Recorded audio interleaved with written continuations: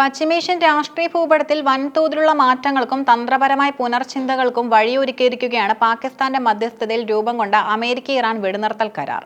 ഈ കരാർ കേവലം ഒരു യുദ്ധവിരാമം എന്നതിലുപരി മേഖലയിലെ സുരക്ഷാ സമവാക്യങ്ങളെയും പ്രമുഖ നേതാക്കളുടെ രാഷ്ട്രീയ ഭാവിയും എങ്ങനെ സ്വാധീനിക്കുന്നു എന്നത് ആഴത്തിൽ വിശകലനം ചെയ്യേണ്ട വിഷയമാണ്. യുദ്ധമുഖത്ത് പീരങ്കികൾ നിശബ്ദമാകുമ്പോൾ രാഷ്ട്രീയ രംഗത്ത് ബെഞ്ചമിൻ നെതന്യാഹു നേരിടുന്ന വെല്ലുവിളികളും ഇറാന്റെ തന്ത്രപരമായ നേട്ടങ്ങളും പശ്ചിമേഷ്യയെ പുതിയൊരു ദിശയിലേക്ക് നയിക്കുകയാണ്. പശ്ചിമേഷ്യയിൽ വീണ്ടും സമാധാനത്തിന്റെ ഒരു താൽക്കാലിക ജാലകം തുറക്കപ്പെട്ടിരിക്കുന്നു. വർഷങ്ങളായി തുടരുന്ന ശത്രുതയ്ക്ക് മാസങ്ങളായി നീണ്ടുനിന്ന നേരിട്ടുള്ള സംഘർഷങ്ങൾക്ക് അറുതി വരുത്തിക്കൊണ്ട് അമേരിക്കയും ഇറാനും കരാറിലെത്തുമ്പോൾ അത് ലോകത്തിന് നൽകുന്ന ആശ്വാസം ചെറുതല്ല. എന്നാൽ ഈ വെടിനിർത്തൽ കരാറിന്റെ ആഴങ്ങളിലേക്ക് ഇറങ്ങിച്ചെല്ലുമ്പോൾ സൈനിക ശക്തിയേക്കാൾ നയതന്ത്ര കരുത്തും രാഷ്ട്രീയ തന്ത്രങ്ങളുമാണ് വിജയിച്ചിരിക്കുന്നതെന്ന് കാണാം. ഈ പുതിയ രാഷ്ട്രീയ സാഹചര്യത്തിൽ ഏറ്റവും കൂടുതൽ ചോദ്യം ചെയ്യപ്പെടുന്നത് ഇസ്രായേൽ പ്രധാനമന്ത്രി ബെഞ്ചമിൻ നെതന്യാഹുവിന്റെ നേതൃത്വ പാഠവുമാണ്. ഇസ്രായേൽ രാഷ്ട്രീയത്തിൽ മിസ്റ്റർ സെക്യൂരിറ്റി എന്ന ലേബലാണ് ബെഞ്ചമിൻ നെതന്യാഹു ദീർഘകാലം അധികാരം നിലനിർത്തിയത്. ഇസ്രായേലിന്റെ സുരക്ഷ ഉറപ്പാക്കാൻ ഏതറ്റം വരെ പോകുന്ന ശത്രുക്കൾക്ക് മുന്നിൽ മുട്ടുമടക്കാത്ത നേതാവ് എന്നതായിരുന്നു അദ്ദേഹത്തിന്റെ അണികൾ അദ്ദേഹത്തെ വിശേഷിപ്പിച്ചിരുന്നത്. എന്നാൽ ഇത്തവണത്തെ സംഘർഷത്തിന്റെ ഒടുവിൽ പുറത്തുവരുന്ന ചിത്രം ഇതിൽ നിന്നും തികച്ചും വ്യത്യസ്തമാണ്. യുദ്ധം ആരംഭിച്ചപ്പോൾ നെതന്യാഹു മുന്നോട്ട് വെച്ച ലക്ഷ്യങ്ങൾ ഇറാന്റെ ആണവ പദ്ധതികളെ തകർക്കുക, മേഖലയിൽ ഇറാന്റെ സ്വാധീനം ഇല്ലാതാക്കുക, ഇസ്രായേലിന് ചുറ്റും ഒരു സുരക്ഷിത വലയം തീർക്കുക എന്നിവയിൽ ഒന്നും തന്നെ കൃത്യമായ രീതിയിൽ കൈവരിക്കാൻ അദ്ദേഹത്തിന് സാധിച്ചിട്ടില്ല.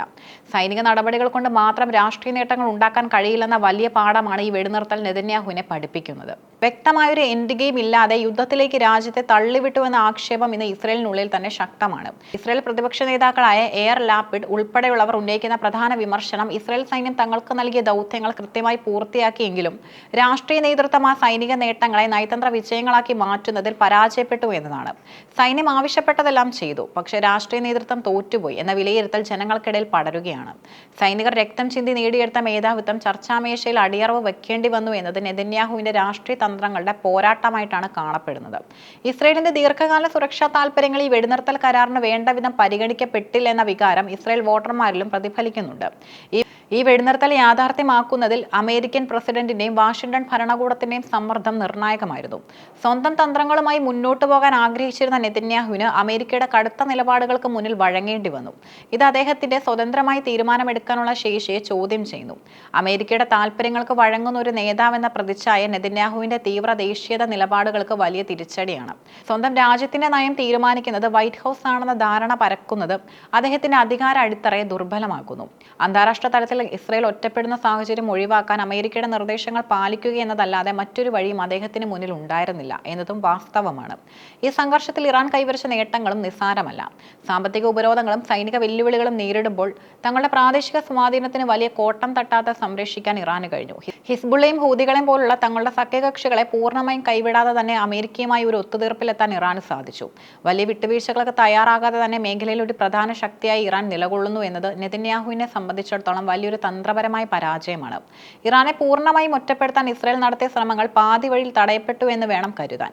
വെടിനിർത്തൽ കരാർ നിലവിൽ വന്നെങ്കിലും ലെബനൻ അതിർത്തിയിൽ ഇസ്രായേൽ തുടരുന്ന നീക്കങ്ങൾ ആശങ്കയുണ്ടാക്കുന്നു. ഹിസ്ബുള്ളയെ അകറ്റി നിർത്താൻ ഒരു പുതിയ ബഫർ സോൺ നിർമ്മിക്കാനുള്ള ഇസ്രായേലിന്റെ ശ്രമം ദീർഘകാല അടിസ്ഥാനത്തിൽ ഗുണകരമാകുമോ എന്നതും സംശയമാണ്.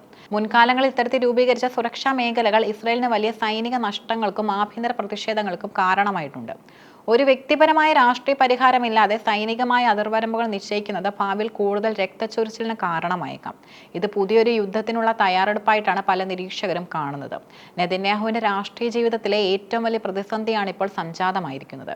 ഇസ്രായേലിനുള്ളിലെ രാഷ്ട്രീയ അസ്ഥിരതയും തനിക്കെതിരെയുള്ള അഴിമതി കേസുകളും ഇപ്പോൾ യുദ്ധത്തിലുണ്ടായ തന്ത്രപരമായ തിരിച്ചടിയും അദ്ദേഹത്തെ വലിയൊരു പടുകുഴിയിൽ എത്തിച്ചിരിക്കുന്നു. എങ്കിലും രാഷ്ട്രീയ അട്ടിമറികളിൽ വൈദഗ്ധ്യമുള്ള നേതാവാണ് നെതന്യാഹു. ഈ തിരിച്ചടിയിൽ നിന്ന് അദ്ദേഹം എങ്ങനെ കരകയറും എന്നത് ലോകം ഉറ്റുനോക്കുന്നു. ഒരുപക്ഷെ തന്റെ അധികാരം നിലനിർത്താൻ കൂടുതൽ തീവ്രമായ പുതിയ സൈനിക നീക്കങ്ങൾക്ക് അദ്ദേഹം മുതിർന്നേക്കാം. എന്നാൽ ഇസ്രായേൽ ജനതയുടെ വിശ്വാസം വീണ്ടെടുക്കുക എന്നത് അത്ര എളുപ്പമാവില്ല. അമേരിക്ക ഇറാൻ വെടിനിർത്തൽ പശ്ചിമേഷ്യയിൽ ഒരു യുദ്ധഭീതി ഒഴിവാക്കിയിരിക്കാം.